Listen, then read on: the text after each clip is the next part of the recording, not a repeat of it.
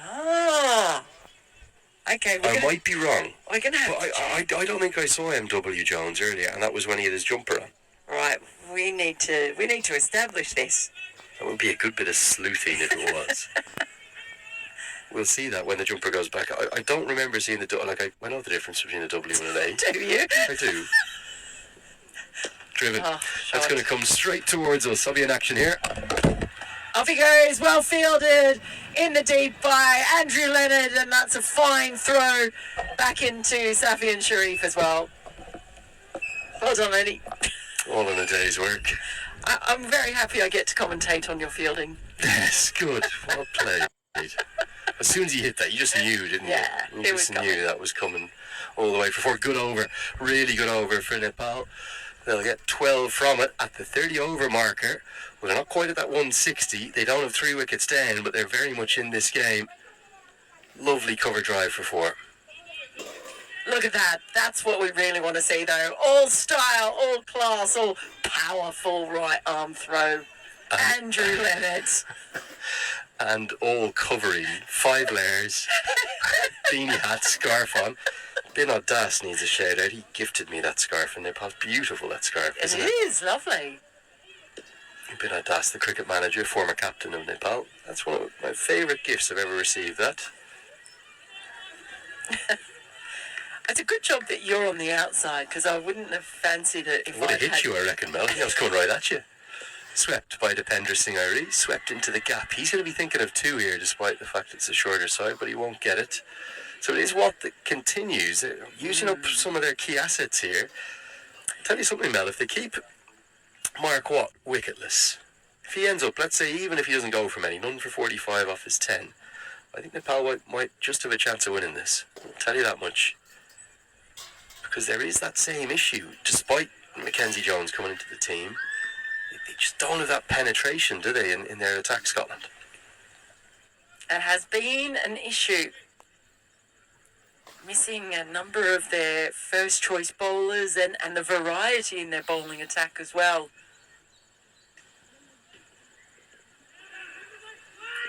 I'll be sent back. That cross, making sure of it. Although it didn't mean there was no one back at the stumps at all. With the amount of sleep I've had over the last few days, Mel, I'm pretty chuffed that I stopped that. And thanks to Saker Sedan, who's a great young man, watches every ball of Nepali International Cricket. Says great fielding cricket badge. Well, thanks so.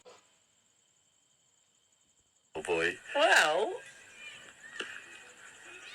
I mean, you talk about being at Lord's. I do remember watching you take a catch at Lord's. Yeah, that was in the stands. Yeah, that was a surreal day. I think the production crew in the background is still laughing at my fielding there. Yeah, stuff of dreams that day was. Oh, I saw the catch first. It wasn't until I saw the replay. I was in the press box. I was like, that's Lenny. What? Could play a bit, you know. Oh, I know. I never dropped catches. That was something I didn't do. But I generated a pretty safe pair of hands. One of the few ones I did drop, though, I used to wear half spikes. So I used to wear, it was actually a pair of runners with just spikes at the front of them. I didn't like having the full spikes. Didn't need them as a spin bowler. So I had a pair of runners just with the front half with the spikes stuck in them. And I wore them a bit too much, and there was holes in them, and I slipped. I was in a deep mid-wicket once, so I slipped, lost my footing coming in on one of those classically wet days. And it burst through my hands because of the slip and smashed into my glass. Oh no! It actually left an imprint. You can still see just on the bridge of my nose there. Oh yes! Yeah. And I'm pretty sure it went off to the rope as well, so didn't drop too many, but yeah, that was one of the more... Look, you've humiliated days of the outfielder when you bowl. With all that excitement of the ball coming to us, Mel, we didn't see, is it M.A. Jones on the back of the jumper? Oh. But M.W. Jones will continue. There's definitely a growing confidence, isn't there, in this chase? And it hasn't been a full sort of blown gear shift just yet, but just a little bit of acceleration being applied by these two. Well, there is, and particularly while Bhim Sharki is out there, I think we'll see that continue because they've just been keeping pace. I wouldn't actually mind seeing the worm again at some point if we're able to bring that up at the end of the over, perhaps. It'd be interesting to have a look where it sits now. Oh. Beats the outside edge. That's where Depender Singerie is a bit of weakness.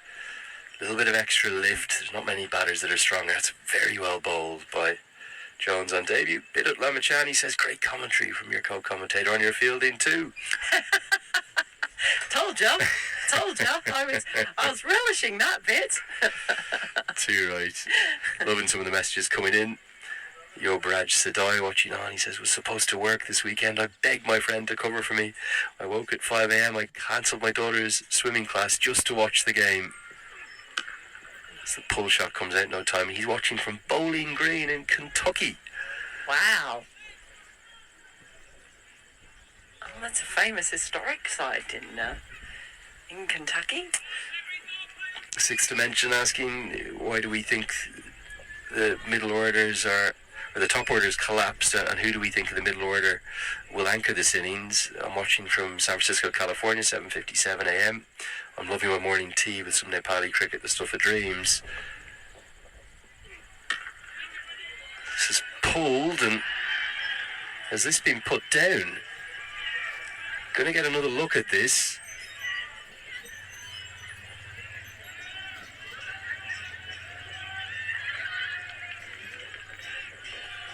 I think it is dropped. He's absolutely clothed it, gets there and juggles it and puts down the simplest of chances. Remarkable.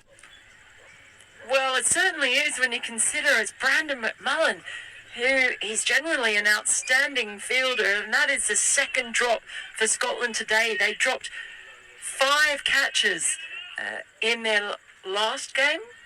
Yeah, against the Netherlands. It was remarkable, wasn't it? 5 catches.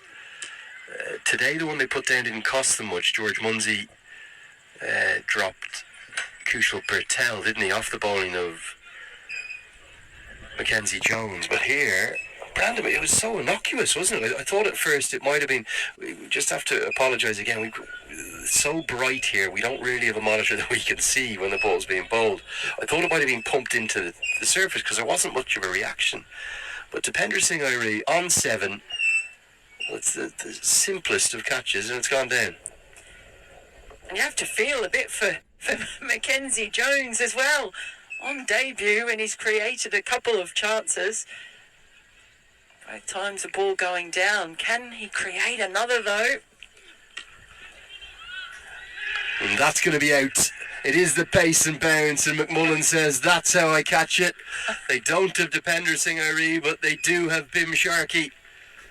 Nepal unable to deal with that extra pace and bounce. Good aggressive bowling, and it's a fantastic debut. He could have 4 for, but he's got 2 next to his name. Well, Mackenzie Jones, 6'5", 6'6", whatever it is, he gets that extra bounce. He uses it to advantage, and next time, the previous ball went down. This time, Brandon McMullen makes the most of it. Says, there you go. But it's been a terrific innings for Sharky. He'll be disappointed he wasn't able to stay there until the job was done. He departs for a well-made 73. But Nepal, now, they really are looking to rebuild again. And that record, unless one of these two does something incredible over the last 18 overs, that record of just 8 centuries in Nepal's ODI history